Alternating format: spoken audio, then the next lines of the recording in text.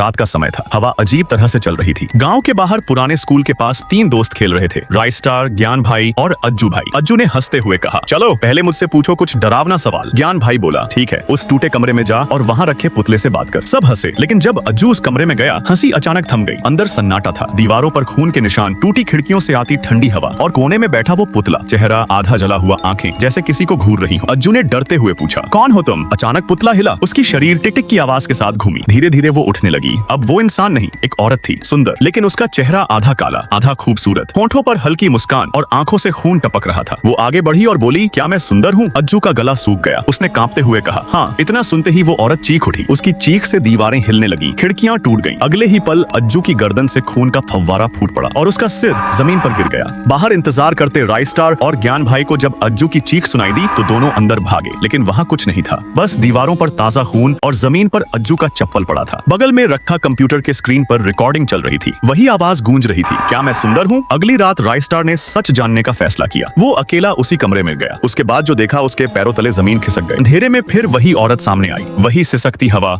वही लाल आंखें। उसने कहा, क्या मैं सुंदर हूँ? राइस्टार ने आंखें झुकाकर कहा, तुम खूबसूरत नहीं, खौफ हो। इतना सुनते ही उसकी आंखें लाल हो गईं। वह राइस्टार के चारों तरफ घूमने लगी। उसने चीख कर कहा, तो अब तुम मेरा चेहरा सदा याद रखोगे। अगली सुबह लोगों ने स्कूल के पास एक नया पुतला देखा, मुस्कुराता हुआ, आंखें खुली हुई, और सबसे डरावनी बात, उस पुतले के पीछे दीवार पर खून का एक कागज था जिस पर लिखा था, अगला नंबर ज्ञान भाई का है। गांव के लोग जल्दी जल्दी अपने घरों में भाग रहे थे। हर किसी के चेहरे पर डर था, जल्दी भागो वरना टुंग टुंग की आत्मा जिंदा नहीं छोड़ेगी। गांव में यह कहानी अब सच बन चुकी थी। हर रात 12 बजे एक सर कटा टुंग टुंग आता था, हाथ में खून से भीगी तलवार, आंखें लाल और हवा में तैरते हुए। वह हर घर से सोना चांदी लूट लेता और जिनके पास कुछ नहीं होता उन्हें गोलियों से भून देता। कहा जाता था कि जो भी उसका नाम लेता उसकी गांव के लोग बोलते भी नहीं थे, बस डरते थे, जीते हुए भी मरे जैसे। पेड़ सूख गए, खेत उजड़ गए और बच्चों की हंसी गांव से गायब हो गई। एक रात जब टुंग टुंग फिर गांव में आया, लोग अपने घरों में छिप गए, लेकिन उसी वक्त आसमान से एक रोशनी चमकती। लोगों ने देखा, एक छोटा लड़का हवा में उड़ता हुआ आ रहा था, चेहरे पर आत्मविश्वास, आंखों में सच्चाई। वो धीरे धीरे गांव के बीच उतरा। एक बूढ़ी औरत कांपते हुए बोली, बेटा भाग जा, यहाँ मौत रहती है। लड़के ने मुस्कुराते हुए कहा, मैं भागने नहीं, बचाने आया हूँ। उसने अपनी आंखें बंद की और अचानक उसके चारों ओर लाल आग फैल गई। वह कोई और नहीं, गांव का रक्षक राइस्टार था। अब डरने की जरूरत नहीं, उसने कहा, आज रात टुंग टुंग का आतंक खत्म होगा। 12 बजे की घड़ी बजी, आसमान गरजा, हवाएं तेज हुई और धरती कांपने लगी। टुंग टुंग फिर प्रकट हुआ, तलवार लहराता हुआ, आंखों से खून टपकता हुआ। वह दहाड़ा, कौन है जो मेरी राह में खड़ा होगा? राइस्टार हवा में उठा और बोला, मैं हूँ राइस्टार। तू निर्दोषों को क्यों मारता है? क्या चाहता है तू? टुंग टुंग की आवाज कांपी, मुझे मत मारो, मैं सब बताता हूँ। राइस्टार ने अपनी तलवार नीचे की ओर सुना। टुंग टुंग बोला, सालों पहले मैं डकैत था। मैंने इस गांव का सारा सोना लूटकर एक पुरानी हवेली में छुपाया था। मुझे लगा मैं अमीर बन जाऊंगा, पर एक आदमी ने मुझे हवेली में जाते देखा और मेरे दुश्मन व्हाइट 444 को खबर दी। वो आया, मुझे घेर लिया और पूछा, सोना कहाँ है? मैंने नहीं बताया, उन्होंने मुझे गोली मार दी। सुबह सुबह राइस्टार घर से बाहर जा रहा था, तभी उसने देखा उसके 2 दोस्त एक नई चमचमाती कार लिए खड़े जोर जोर से गाने चला रहे थे और म्यूजिक पर झूम रहे थे। राइस्टार पास गया और बोला, अरे भाइयों, इतनी खुशी किस बात की? दोनों हंसते हुए बोले, अरे ओ गरीब के बच्चे, देख यह नई कार है, हमारे पापा दुबई से लाए हैं। तेरी तो औकात भी नहीं है ऐसे गाड़ी की सीट पर बैठने की। इतना कहकर उन्होंने राइस्टार को धक्का देकर भगा दिया। राइस्टार की आंखों में आंसू आ गए। वो धीरे धीरे चलकर घर पहुंचा। घर के बाहर उसके पापा जमीन पर बैठे थे, एक छोटी सी टोकरी में फूल सजाकर बेच रहे थे। राइस्टार रोते हुए बोला, पापा मेरे दोस्तों ने मुझे मारा और कहा कि मेरी औकात नहीं है कार में बैठने की। पापा ने मुस्कुराते हुए उसका सिर सहलाया और बोले, बेटा तुम ऊपर जाकर पढ़ाई करो, शाम तक मैं तुम्हारे लिए एक कार लेकर आऊंगा। ये कहकर उन्होंने अपना पुराना झोला उठाया और शहर की ओर निकल पड़े। लेकिन उनके पास तो एक भी रुपया नहीं था। कड़ी धूप में सड़क किनारे वो फूल बेचते रहे। ले लो ताजे फूल, खुशबूदार फूल। पूरा दिन बीत गया मगर एक भी फूल नहीं बिका। थके हुए वो पेड़ के नीचे बैठे थे, तभी एक लड़का आया, नाम था ज्ञान। उसने कहा, अंकल ये सारे फूल कितने के हैं? पापा बोले, बेटा ये सारे फूल 5000 के हैं। ज्ञान मुस्कुराया और बोला, अच्छा ठीक है, मैं इन्हें 10,000 में लेता हूँ। उसने पैसे दिए और फूल खरीद कर चला गया। राइस्टार के पापा ने उसके आगे हाथ जोड़कर कहा, बेटा भगवान तुम्हारा भला करे। असल में जब राइस्टार अपने पापा से बात कर रहा था, तब ज्ञान दरवाजे के बाहर खड़ा सब सुन रहा था। शाम को जब पापा घर लौटे तो उनके हाथ में एक पुरानी लेकिन बहुत खूबसूरत सेकंड हैंड कार थी। राइस्टार की आंखें चमक उठी। वो खुशी से कार के चारों ओर घूमने लगा, फिर पापा से लिपट गया। पापा आप दुनिया के सबसे अच्छे पापा हो। फिर मुस्कुराकर बोला, मैं खुश तो हूँ पापा, लेकिन आपने मेरे लिए इतना किया। और लोगों ने चैनल को सब्सक्राइब तक नहीं किया। ठंडी रात थी। गांव के एक कोने में टूटी झोपड़ी के अंदर एक माँ अकेली बैठी थी। बाहर हर तरफ पटाखों की आवाज थी, पर उसके घर में सन्नाटा। माँ भी दीप जला रही थी, पर हाथ कांप रहे थे। धीरे से बोली, पता नहीं मेरा बेटा रायस्टार अब कैसा होगा, नेता बन गया है, लेकिन माँ को याद करता भी है या नहीं। उसकी आंखों में आंसू थे। दीप जलाने की कोशिश की, पर हवा हवा ने बुझा दिया। वो हंसने की कोशिश करती है पर आवाज गले में अटक जाती है। उधर शहर में हजारों लोगों के बीच राय स्टार मंच पर था। चारों ओर शोर मची थी,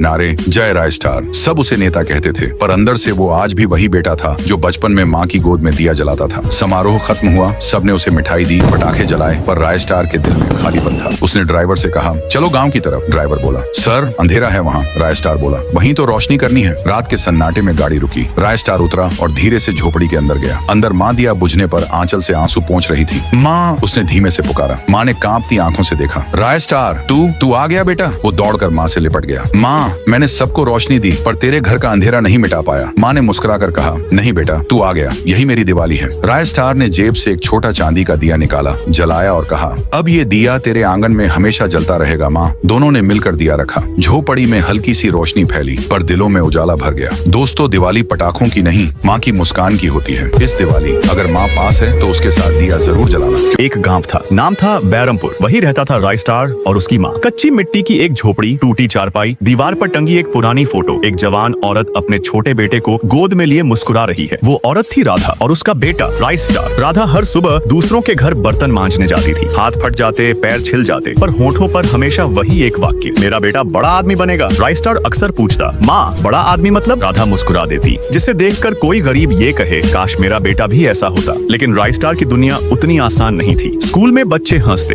अरे ये तो बर्तन वाली का बेटा है। वो चुपचाप अपनी आंखें बंद कर लेता, लेकिन दिल में आग जलती रहती। रात को जब माँ के फटे हाथों को देखता तो मन में सोचता, अब माँ के हाथ काम नहीं करेंगे, बस दुआ करेंगे। पर किस्मत को शायद अभी और परखना था। एक दिन राधा बीमार पड़ गई। खून की उल्टियाँ, सांस रुक रुक कर चल रही थी। राय स्टार डॉक्टर के पास भागा। साहब, मेरी माँ को बचा लीजिए। डॉक्टर ने बिना देखे कहा। पहले एडवांस दो। राय स्टार जेब टटोला, एक भी रुपए नहीं थे। उसने गिड़गिड़ाते हुए कहा, साहब मेरी माँ ही मेरी दुनिया है। लेकिन कोई सुनने वाला नहीं था। वो भागा गाँव के मंदिर में, घुटनों के बल गिरकर बोला, भगवान तूने सब छीन लिया पर मेरी माँ को मत लेना। अगले दिन सुबह झोपड़ी में सन्नाटा था। माँ का शरीर ठंडा पड़ चुका था। राय स्टार उसकी गोद में सिर रखे बस रोता रहा। माँ देखो ना, आज कोई नहीं हंस रहा मुझ पर। उसने माँ को मिट्टी में दफनाते हुए कहा, अब मैं वही करूंगा जो तू चाहती थी। ऐसा बेटा बनूंगा जिस पर तू गर्व करेगी। कई साल बाद वही राय स्टार शहर का सबसे बड़ा प्रोफेसर बन गया। सुबह का वक्त था। राय स्टार अपने बेटे राजू के साथ सो रहा था। पत्नी मुस्कान आई और बोली, एजी उठो, सुबह हो गई है। दोनों बाप बेटा तैयार होकर अपनी अपनी राह निकल गए। राय स्टार नौकरी पर और राजू स्कूल। शाम का वक्त आया। राजू स्कूल से लौटा। घर में कोई नहीं था। राजू ने धीरे से आवाज लगाया, माँ कहाँ हो तुम? कोई जवाब नहीं। जब उसने ऊपर जाकर देखा तो उसकी आंखों के नीचे जमीन खिसक गई। मुस्कान किसी और मर्द के साथ थी। वह था White 444। राजू रोते हुए बोला, माँ ये क्या कर रही हो? White 444 गुस्से में बोला, चुप रहे वरना तुझे तेरे पापा के पास भेज दूंगा। मुस्कान ने डर और शर्म के बीच अपने ही बेटे को धक्का दे दिया। दिन बीतते गए और एक दिन दोनों ने मिलकर राजू को खत्म कर दिया। जब राय स्टार घर आया, मुस्कान ने रोते हुए कहा, राजू को करंट लग गया, अब वो नहीं रहा। राय स्टार फूट फूट कर रोया, पर उसे क्या पता था, सच्चाई कुछ और थी। कई साल बीत गए। राय स्टार एक दिन कुछ भूलकर घर लौट आया। दरवाजे के बाहर White 444 की गाड़ी देखी। कमरे में गया तो देखा मुस्कान उसी के साथ थी। राय स्टार की आंखें भर आईं। वो बोला, मुस्कान तुमने पैसे के लिए हमारे बेटे को मार डाला। White 444 ने हथियार उठाया, पर राय स्टार ने भी हिम्मत नहीं हारी। एक ही वार में राय स्टार ने उसे खत्म कर दिया। फिर राय स्टार ने मुस्कान को जिंदा जला दिया। वो टूटा लेकिन झुका नहीं। उसने राजू की तस्वीर को देखकर बस इतना कहा, बेटा तेरी माँ ने गलती की पर तेरी याद ही अब मेरी ताकत है। यह कहते ही राय स्टार की आंखों में आंसू भर आए। दोस्तों, प्यार अगर सच्चा हो तो धोखा उसकी मौत होती है।